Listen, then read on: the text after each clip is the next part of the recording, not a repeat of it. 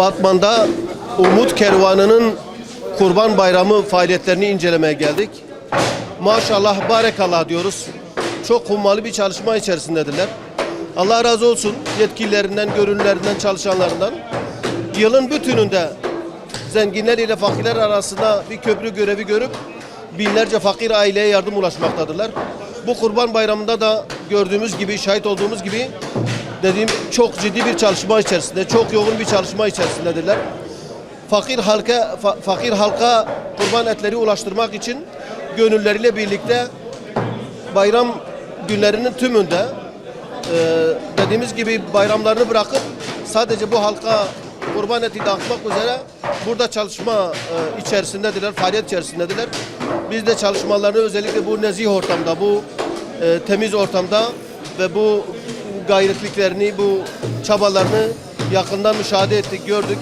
Kendilerini tebrik ediyoruz. Allah-u Teala hayırlarını fazlasıyla yazsın. Bu çok güzel bir hizmet. Tabii bu yardım derneklerinin devlet tarafından da kale alınması lazım. Özellikle Umut Kervanı'nın devlet tarafından kamu yararına hizmet eden dernekler statüsüne alınması lazım. Çünkü şahit oluyoruz, yılın bütününde fakirlere yardım ulaştırmaya çalışıyorlar. Özellikle bu Kurban Bayramı döneminde hakikaten geceli gündüzlü binlerce gönüllüsüyle, elemanıyla çalışıp dediğimiz gibi zenginlerin kestirdikleri kurbanları fakirlere ulaştırmaya çalışıyorlar. Bu çok ciddi bir faaliyet.